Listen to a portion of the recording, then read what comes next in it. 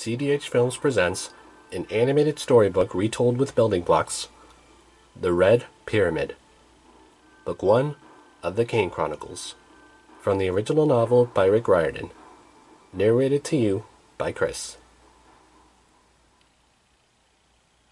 Now before the story starts, the Kane family has insisted on giving a fair warning to all listeners of this event. If you do choose to listen to this story, you're already taking the risk of putting yourself in great danger. But if you want help, just listen to these instructions carefully.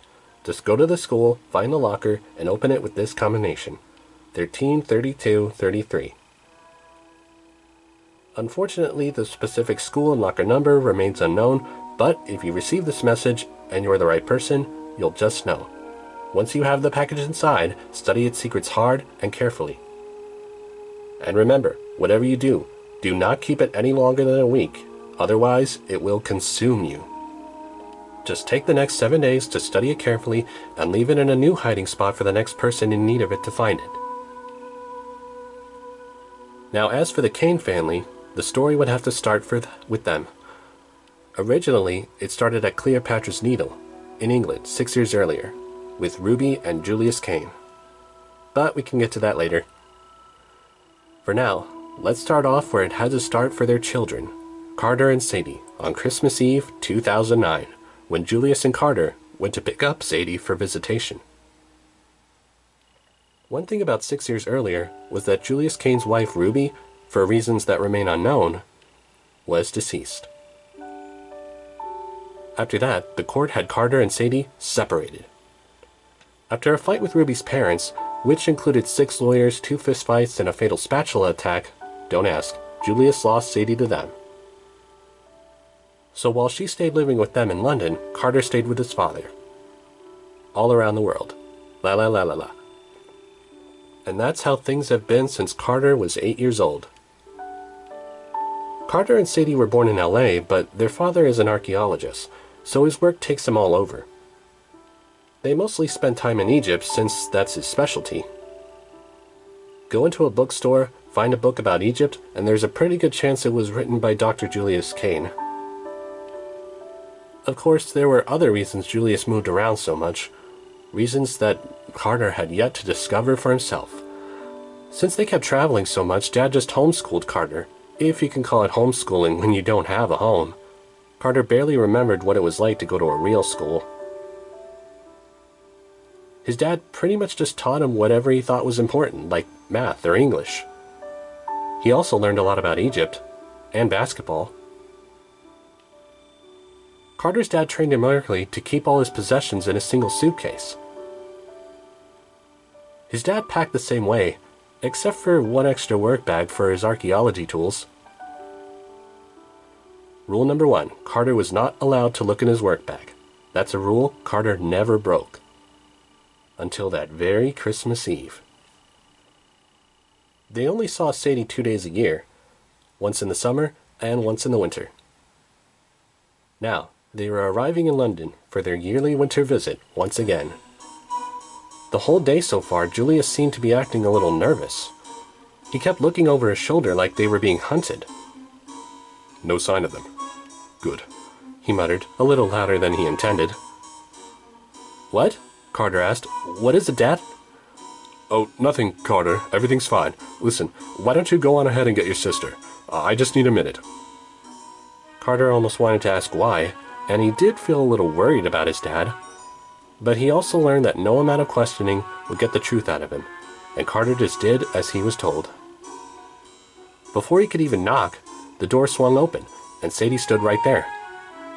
She wore her usual jeans, brown leather jacket, combat boots, and red highlights in her hair. Since she had been used to living in London for 6 years, she had developed a British accent.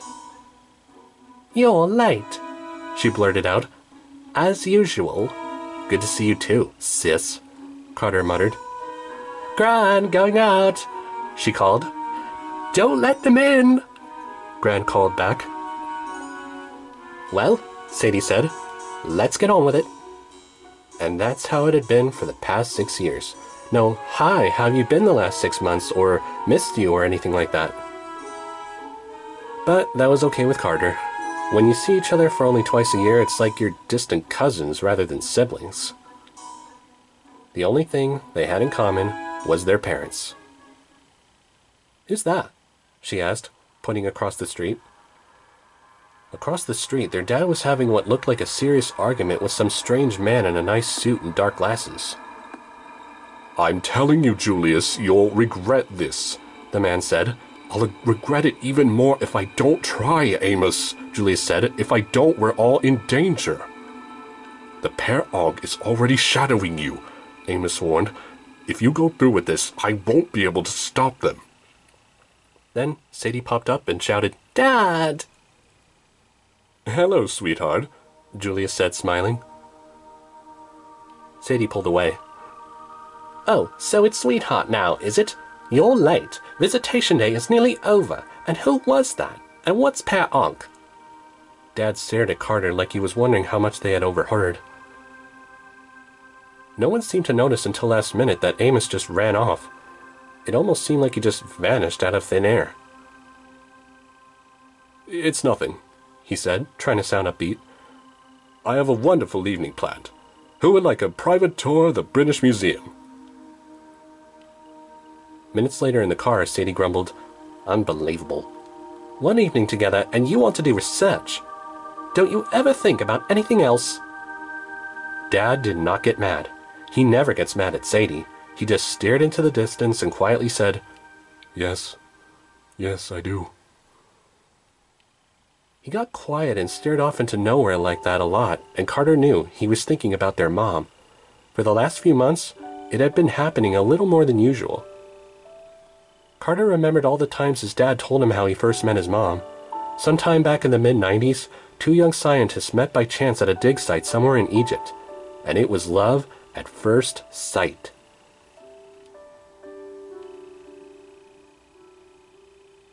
Minutes later, Julius told the driver to stop and pull over on the Victorian embankment.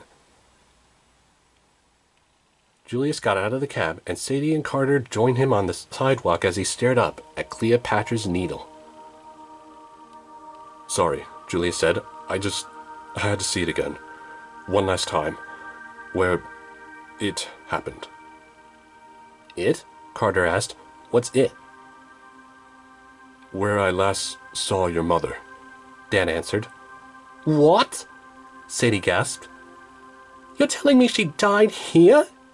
Dad, I walk past this thing every day, and this whole time I didn't even know?" "Do you still have your cat? And your amulet?" Dad asked her, which seemed like a really stupid question.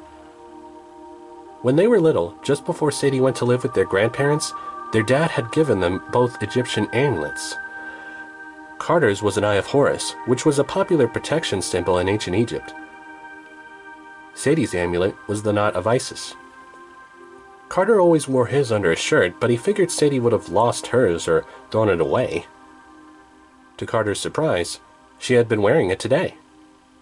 "Of course I have it, Dad," she argued, "but don't change the subject. Grant's always going on about how Mom's death was your fault. That's not true, is it?" At that moment, for once, Carter and Sadie wanted the exact same thing: the truth. "It's true that it happened here," Julius said, "but I swear it was not my fault." The air seemed to get misty all of a sudden, and Carter turned to see two figures down the street. He saw a tall man wearing cream-colored robes and had the same dark facial hair and haircut that Carter saw every other villain pull off in every other secret agent movie. Next to him was a honey-skinned girl with dark bangs and dressed in a short blue dress and black leggings. They were just standing there side by side down the street and looking in their direction.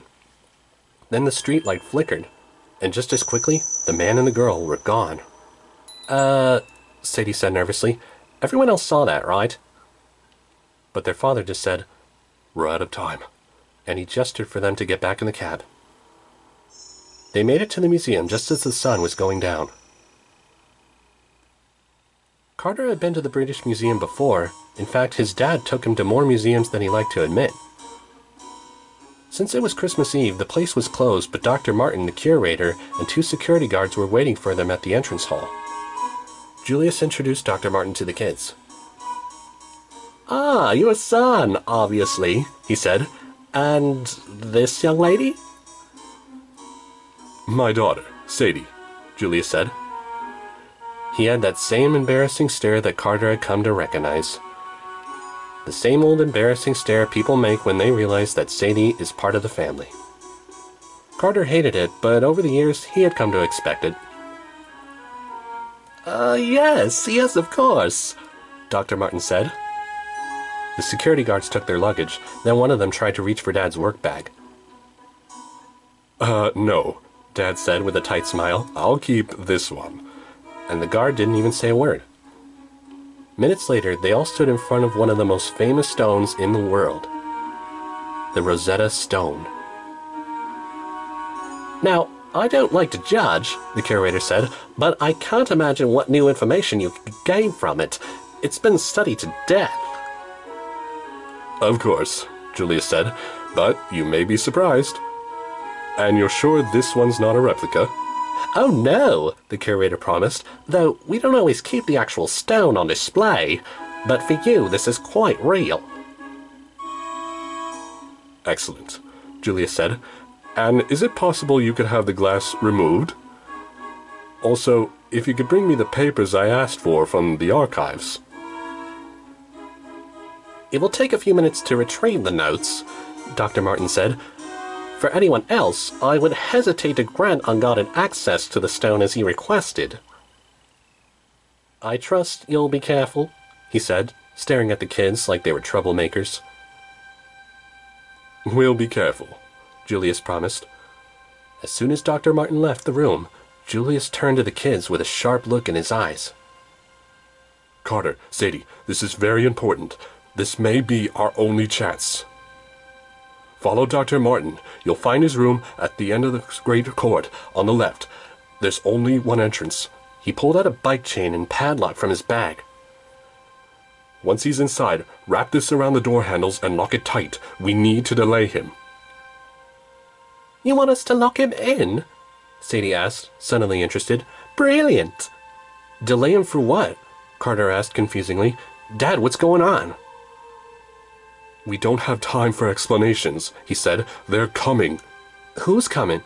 Carter asked. "Those guys from down the street?" Julius got down on his knees. "Carter, you're my brave man, and I couldn't be any more proud. Sadie, sweetheart, I just want you to know I love you both more than anything, and I'm sorry for a lot of things. We're short on time now, but if things go as planned tonight, I promise I will make everything right again for all of us. So tonight, I need you both to trust me. Remember, lock up Dr. Martin, then stay out of this room." Chaining the curator's door was easy, but as they did it, Carter and Sadie still didn't know what to make of whatever it was Dad was up to. "Do you know what he's on about?" Sadie asked Carter. "Nope," Carter said, "but he's been acting strange lately, thinking a lot about Mom and looking at her picture in his bag, and..." He didn't want to say more, and Sadie didn't look like she wanted to hear more. "What's in his bag?" she asked. "Dunno," said Carter. "He told me never to look." "And you never did?" Sadie argued. "God, that is so like you, Carter. You're hopeless." He wanted to defend himself, but just then, they felt a tremor under their feet. Just as Carter expected, Sadie forgot all about Dad's warning and sprinted back down the hall, and Carter had no other choice but to follow her. They peeked through the doors. Their dad stood in front of the Rosetta Stone with his back to them. Julius's bag was on the floor, and somehow the glass box had already been removed. A blue circle glowed on the floor around him, as if someone had switched on hidden neon tubes in the floor. Julius held out a... Was that an animal's tusk? Whatever it was white and curved, and he pressed it to the Rosetta Stone. Wherever the stick made contact, glowing blue light appeared on the granite. It made no sense. How could he write glowing lines with a stick?